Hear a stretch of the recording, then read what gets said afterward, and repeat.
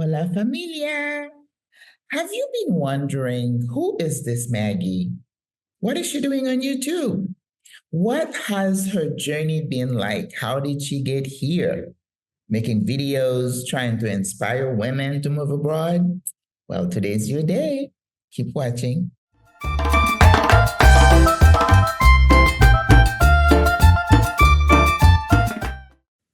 Everyone has a story. And no two stories are alike because we are unique individuals. And our paths are different.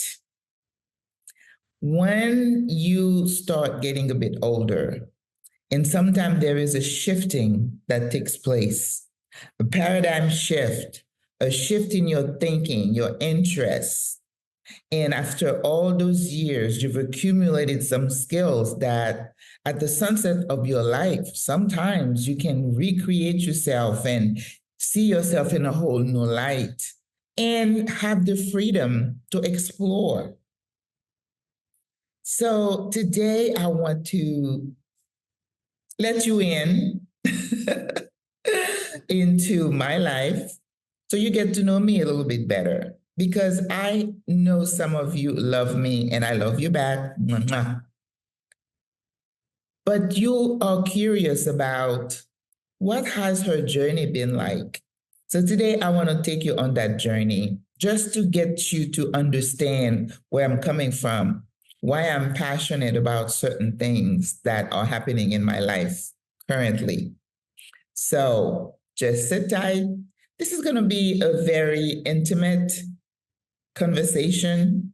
And at the end, I hope you really get a good understanding of who Maggie is, what makes her tick, why is she so silly sometimes online, and why is she passionate about SWRA, single women retiring abroad, which is my new passion. Again, before we go any further, you know me, well, you know my name, Maggie Lazarre, and I have been a nurse for over 43 years. The last 18 months or so, I worked as a nurse practitioner in psychiatry, focusing on the elderly. And I have retired to the beautiful country of Panama since January 2023. I am coming up on my paniversary, my second. So I am very proud of that. And I know I'm not alone. There are a lot of us here celebrating paniversaries. And for that, we are very grateful. So if you think you want to get to know a little bit more about me, I invite you to sit tight, listen, chuckle with me. Don't cry because I'm not trying not to cry, even though I may have some instances where I get a little bit emotional, which is perfectly fine because we are all emotional beings, right? So I invite you to like, share, subscribe to the channel. Like the videos because it helps the algorithm. And of course, today I'm not trying to sell you anything. I'm not trying to convince you to do anything. I just want to chat and to say, this is who I am, just in case you had some curiosity or some misconceptions, because you know, things get distorted. And I'm as genuine as you see. I don't try to put up a face. I don't try to pretend to be or do. This is it. What you see is what you get. Okay. Maggie Lazarre. My full name is Margaline, Margaline. Hopefully, we'll put it down. I was named by my auntie who lives in Miami currently. And when I asked her, what does it mean? She couldn't tell me. How did you find the name? She couldn't tell me. But I know I have not met anyone living with this name, Margaline. One day in New York, I was reading the obituaries and I saw somebody who had died with the same name, the first and only time. So I am grateful for my name. Lazarre is my married name, even though I am divorced. been divorced now for 12 years, I believe. It's not something I'm proud of. It just happens because we know about 50% of marriages end up in divorce, which is a travesty. It shouldn't happen. But, you look back and you're like, what the heck? What the heck was I doing? I had no business getting married at that age. But anyway, I digress. So I was born in the small Caribbean country of Haiti. I know a lot of you have heard about Haiti. It has become a symbol of what people think of as violence and mayhem, but those who know the history of that little island will really understand. And you've heard me say before, in my 50s, I finally understood the world order. And Haiti was a victim of that world order, still is. And I'm not going to cry because power enslaves, right? And crushes and destroys. And it's not for the current generation, it's for the generations to come. So I believe that what Haiti is going through is a direct result of that power and its consequences. So my mom and dad, I'm a firstborn, first of all, and you'll understand that if you read this, what is the psychologist's name? It's not Kevin, Kevin Lehman. Oh my God, I remember his name. He's a psychologist and he wrote a book called The Birth Order. The Birth Order book, I believe. And when I was a young mom with kids, I really read that book because it told you about the characteristic of the firstborn, the middle child, and the baby. And I could see that through my kids. It's not 100% all the time, but firstborn usually are responsible and have some leadership qualities. And I think definitely I fit that picture. My parents divorced when I was 4 years old. My mom had three. She lost the second one, a boy, and my sister. So it was just my sister and I until my mom, later on, she had another child, my brother, who was living in New York, and my sister is still in Florida. So it's just three of us. So I grew up in a single parent family. My mom, and I think I told a little bit about her story, how she was denied a lot of things. And, the family structure in those days is nothing like what we think of. My grandparents, anyway, it was a whole story. My grandparents had 6 kids, and my grandfather showed preference for some of his kids and not others. So my mom was not blessed with having an education like the others.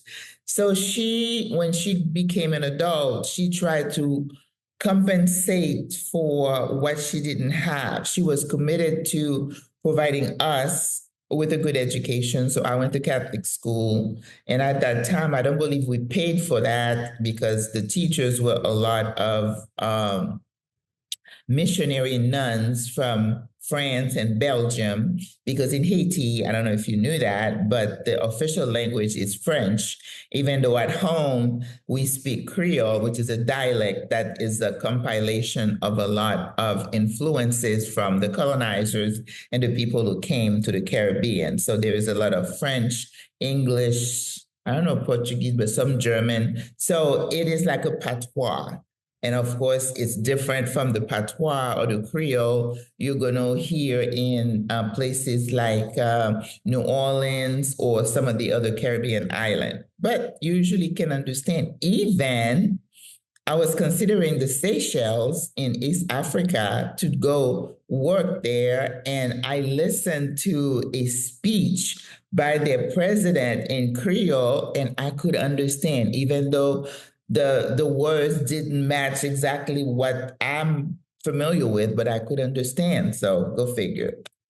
So my mom overcompensated and she decided she wanted to be a businesswoman and she was good at it. She didn't have a business degree. She didn't have like a big enterprise, but my mother believed in diversity, in not putting all your eggs in one basket. So she owned at the house, we had like a little bodega type thing. She was selling, she was buying and selling, she would travel several times a week. She was the ultimate businesswoman. And I take my cues from her because I believe that she instilled in me an understanding that you work hard for what you want. And my mother was able to retire in her 50s and not be a burden to government agencies because she did things to take care of herself. And at the same time, I understood later on that being an entrepreneur is something that has some genetic principles, if you want to say, because when I started my business in the 90s, I took an assessment and it did say that it tends to run in families, that people who want to be entrepreneur, who are entrepreneurial, have that tendency from who they are, the family they were born into. But anyway, so fast forward after I finished high school, my mom being the entrepreneur, the visionary, and the single parent, decided that it would be best for me to emigrate to the United States because she felt that the opportunities would be better for me. And this was something that was happening with other families. The US, you might say whatever you want about it. It's always a draw for people coming from other countries. And we were not the exception. Even though, as a French speaking country, a lot of the kids out of high school got scholarships to go study in French Africa or La Sorbonne in France and other French speaking countries. But my mom decided I would need to go to America. Anyway, it's a whole different other story how I landed here alone at 18 years old. But there was some hardship, in those first years because you have a child who had never left home, had never traveled, and all of a sudden she is thrown into this country, English speaking. It was cold. I landed in New York. It was a shock. People do videos about culture shocks. Well, it's been so long, I don't think I want to do a video about that. But you can imagine the weather, the food, the language, everything was new. And I was 18 and alone. So the things I went through, those periods, I was 18 and I got married at 21. So those 3 years were very formative. And even though I don't believe that my life up to that had prepared me, but I think it had. Being the firstborn, being at home when my mom wasn't there, organizing the house, being responsible, and the education that I received from those nuns, I have to say that those instructions shaped me in the person that I became in terms of responsibility, standard of excellence. In school, I was a straight A student, never got in trouble. You were expected to excel at whatever you did. So I do believe that the education, my being a firstborn, and being thrust into this situation where I had to fend for myself. I had to learn the language. I had to make friends. I had to find my way. And I can do another video about that because those 3 years were really, really rough. But I do believe, and I'm not going to cry, I am not going to cry. Those 3 years shaped me into the person that I became, that I am. I did not forget where I came from. I did not forget the instruction and the the traits that were ingrained in me at that time, and I survived. But I do believe at the same time, there was a lack of parental support, which I didn't have.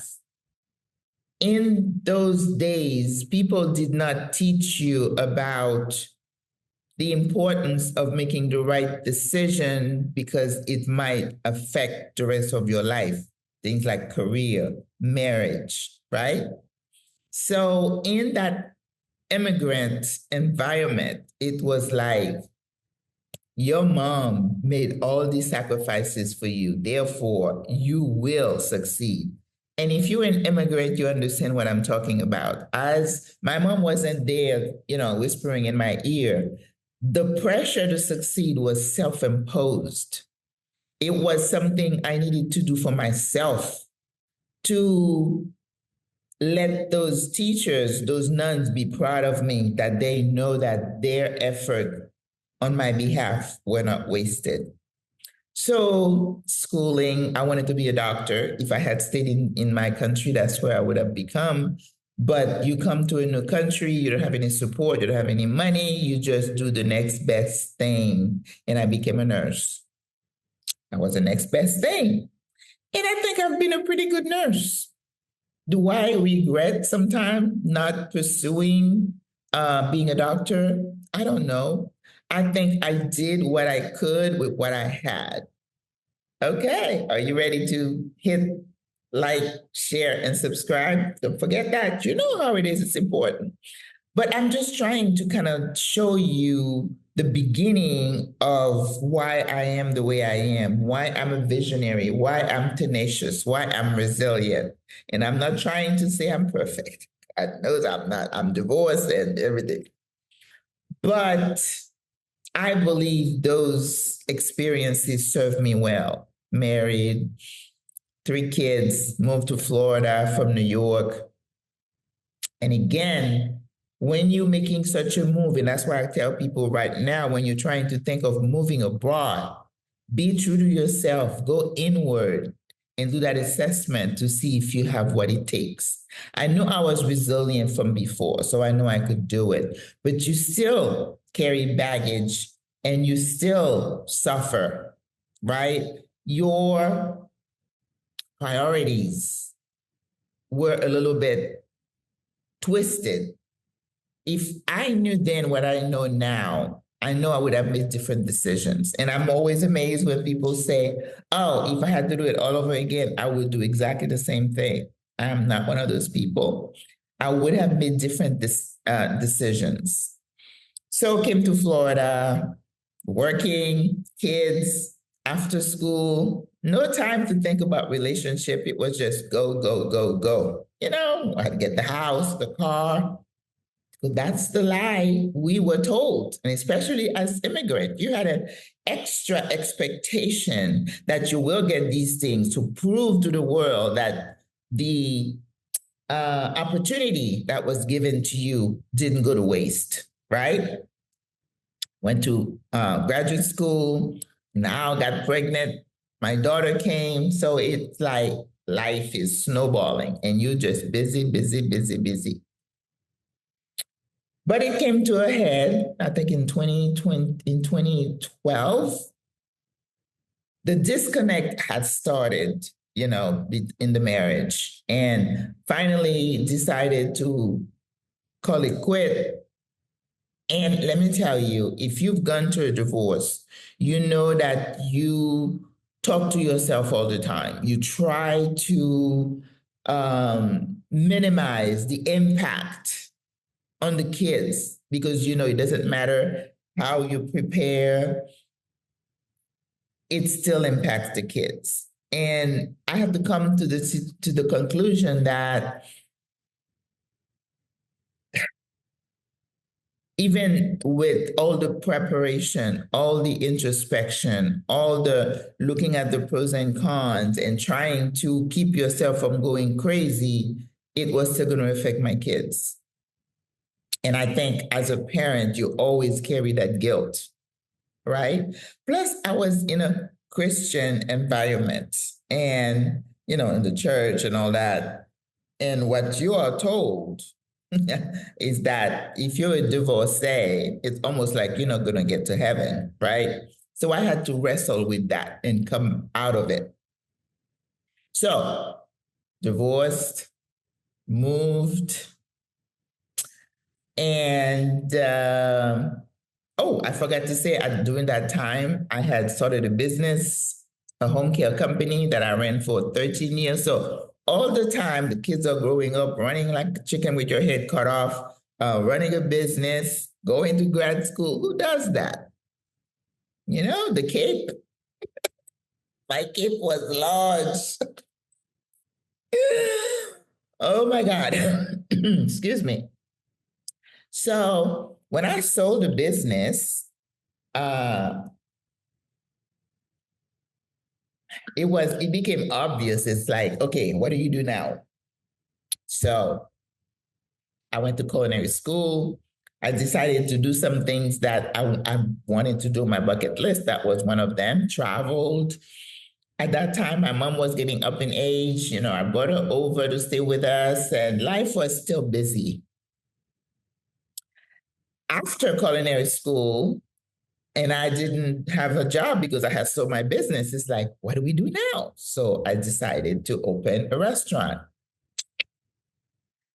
Not the best decision because I was talking to this gentleman who was a business consultant, and he said, if you had told me you were going to do any business, I would have said, go ahead. But a restaurant, I would say, don't do it.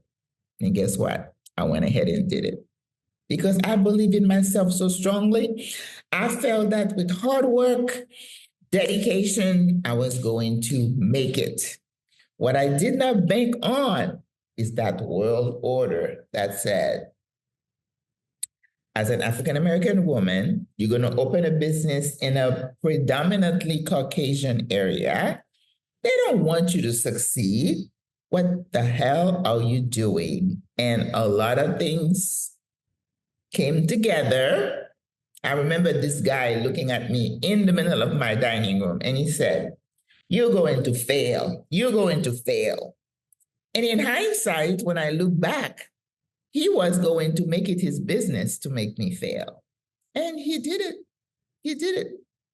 So I ended up closing the cafe after I lost my lease and then moved somewhere else. It just didn't work out. So the money I had made from selling my agency, my 401k that I had cashed to start my first business, but I had no one to blame but myself. So after I lost that business, I sat at my dining room table for 2 months, grieving that loss, the failure. And I tell my daughter, I said, I had never failed at anything in my life until that point. But failure is a good thing because it gives you time to get inside yourself. Once you get through the pain and you're able to objectively realize the errors that you made, you know, my error of thinking that, oh yeah, with hard work alone, you can make it. Not realizing the power of the other side, not wanting you to succeed. And that's something even now I'm experiencing. Some people just don't want to see you succeed, period. And the sooner you realize that, the better off you're going to be. And then you get to choose your battle. So after the failure of my business, it was like, okay, what do you do now? So I went back to school, became a nurse practitioner, because one thing about me and the work ethics that those nuns, my mom, my birth order instill in me is that you never quit. You could be down for a moment, but you're going to get yourself up and keep going. And that's always been my mantra. So if you see me now talking to you, it's because I made up my mind that I'm going to do it. And I am willing to put in the work to get it done. So started doing nurse practitioner, and then you saw my story of early retirement. I was in traffic, and I'm like, I'm so fed up. I'm not doing this anymore. I'm retired. Then it's like, what do you do in retirement? I was in my house in the gated community, and I look around. I'm all alone in that house behind that gate. It's like, I can't see myself doing this for the next 20, 25 years. That would drive me absolutely insane because the person that I am, I need project. I need to feel that I am creating. I need to feel, when I started my businesses, writing the pro forma and doing all the work, the research, those kind of things get my juices flowing. Can you relate to that? Not all, but I'm sure some of you can. So started looking to see what are my retirement alternatives. Went to Africa. Again, you can see that video that says why I chose Panama over Africa. I always put in the work, but I'm always open to shifting. And that is something that is very important. It's a nice character trait to have. So I landed in Panama, you know the story. But I want to take you through why I'm on YouTube. As a baby boomer, not all of us are very comfortable in front of the camera talking to people. In my professional life, I was a teacher, a program developer.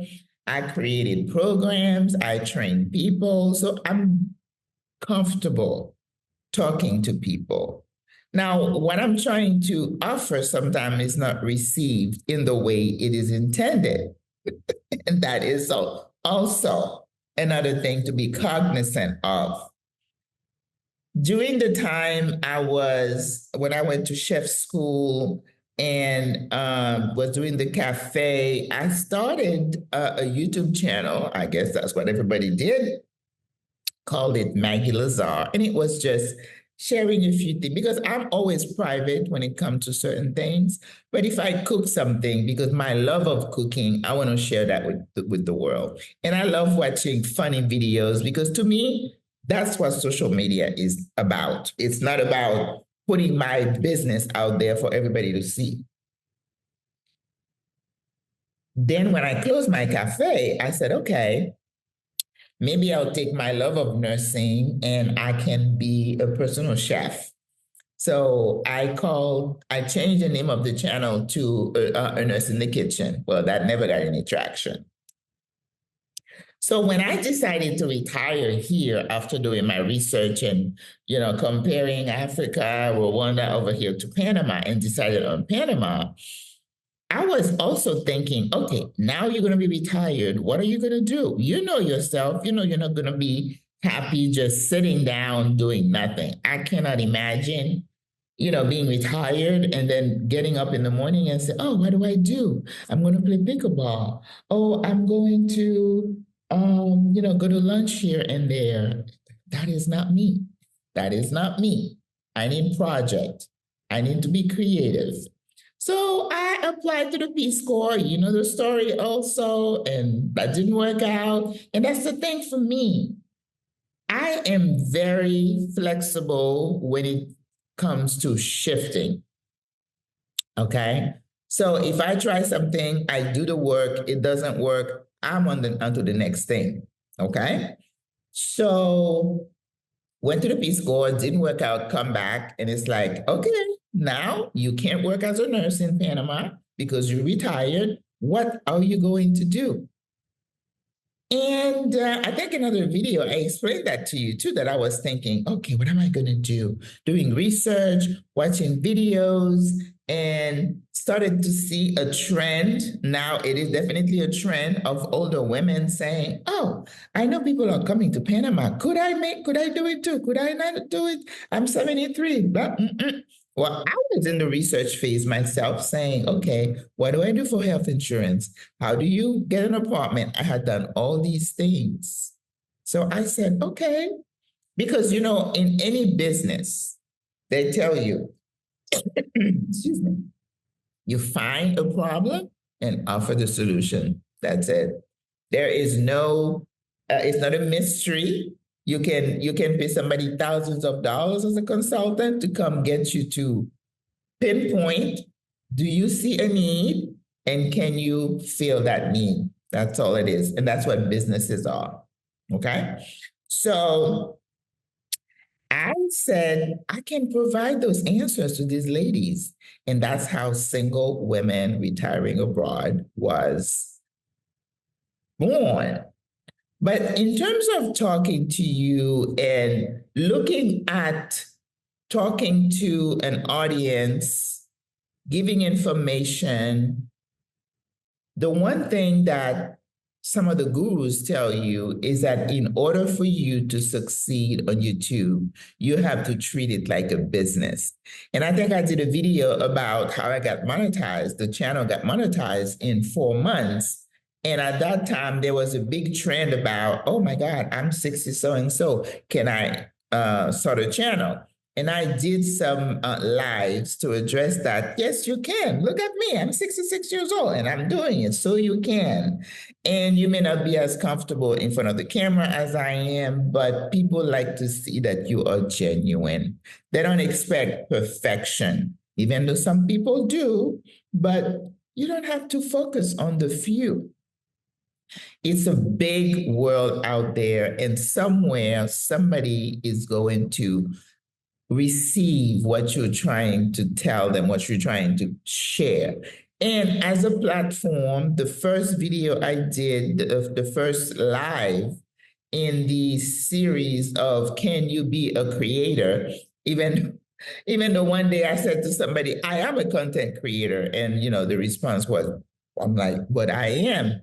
If I'm talking to people on social media and I am creating videos, you're editing the videos, you're a content creator, sis. So, but anyway, it has been a journey.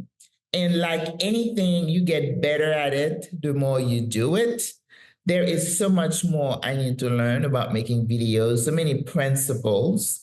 But the channel is like 6,000 subscribers strong. So I must be doing something right.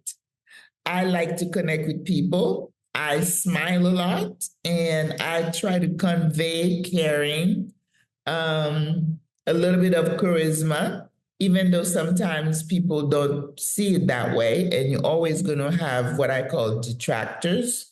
And there are haters out there, and they're not all online. So you have to have the grit and the determination and the resilience to make it in this YouTube space while you move within the confines, because YouTube has regulations. YouTube is owned by Google, and now with all the power shifting that is going on, who knows what's going to happen, right? But I wanted you to understand where I came from and why I am here and why it appears easy for me, but YouTube is a business, and the business principle, there are so many creators out there teaching you their secrets to how they made it. Now, we're not going to be an instant success, but I get no subscribers every time, even though the last 2 videos were kind of bust. You get a few views, you don't have a lot of views. Some videos do much better than others. I don't know. But what I want to do is remain consistent. So Single Women Retiring Abroad is still committed to helping the single older woman look at her situation, look at her finances and see, can I make it? Because I personally believe that we are responsible for creating our own reality as we age. And my 2 main reasons for moving abroad, first of all, my very big one is that I do not want to grow old in the United States. The country is not designed to allow you to grow old in a very respectful, and thriving way. Because as your body starts to go down, then you're going to need assistance that the government doesn't pay for. Therefore, all the 40 plus years of your work and paying into the system only covers you if you go in the hospital. You're dealing with a culture that believes in fixing instead of preventing, right? And then when you need help, the only option you have most of the time when you can't take care of yourself is to put you in a nursing home, deplete all your assets, and then what happens in those places is horrible. And as a nurse practitioner, as a nurse, I can tell you that is not what I want. Now, could it happen? Absolutely. Life happens. But I'm going to try really hard not to let that happen to me. So, I'm thinking a lot about SWRA this week because sometimes when you start with one vision, it's okay to morph it into something a little bit different. SWRA, Single Women Retiring Abroad, is here to stay. I am still going to assist women with these videos. They watch the playlist and they have questions, and I try my best to answer every question. If you say, Maggie, how do you do that? I'm going to show you. You come here to Panama and you say, can you help me do this? If it's in my power, I will help you. And I don't need you to pay me for that, okay? But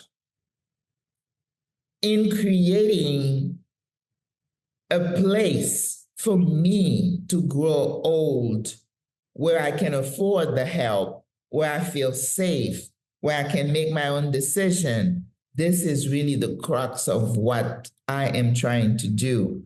You have SWRA to the world and SWRA to Maggie here in Panama for now. We don't know what the future holds. And again, I'm a shifter. I shift. I have no problem shifting because I'm very flexible that way.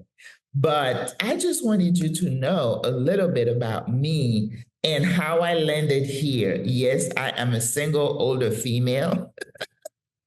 I have people, some of the guys would say, how come you're single? Well, by choice.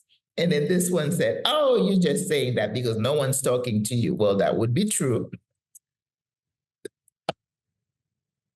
Because I don't put myself out there. I don't go to bars. I am not looking, okay? I feel like my life is so simple and it fills me with what I need. And maybe I do another video to say, how do you not get bored? Oh my God, I am not bored, okay? Because I created a life for myself where I am creative. I am doing. I am exploring. There is no time for boredom in my life. No.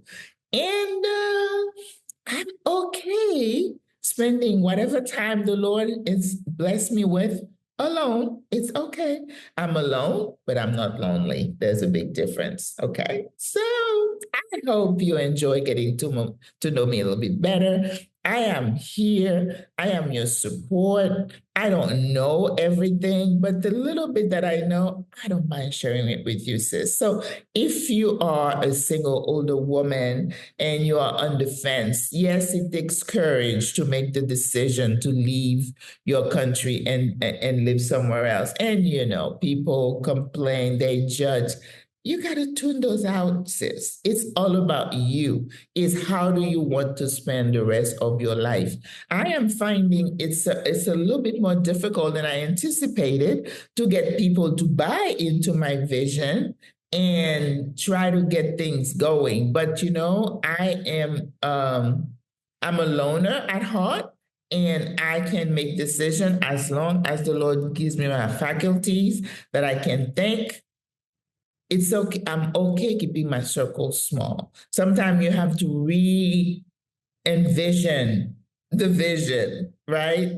And it's okay to shift and reassess.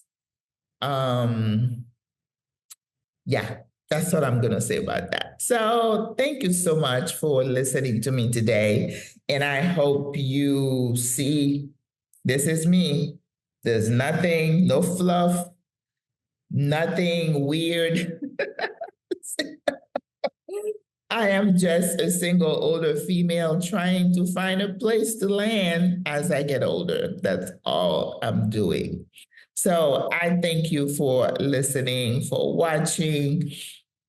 If you have any questions, please send me an email at tellmeaboutswa@gmail.com. Go look up the playlist and watch the videos. And I know a lot of you send me messages, say, I'm learning a lot from you. I am so appreciative. And remember that I never say I know it all. I always encourage you to watch other people's videos because they know a lot more about certain things than I do. But I am a, relatively intelligent person. And if I don't know something, I will tell you I don't. Okay, so I hope you continue to watch. I will see you next week. I still post every Friday. And I'm back from Peru. And maybe I'll do one video about my Peru experience, which was wonderful. The world is a big world, so you need to go out there and explore, okay? All right, so God loves you. I love you. Au revoir. Let's keep it real. À la prochaine. Bonne journée. Bye bye.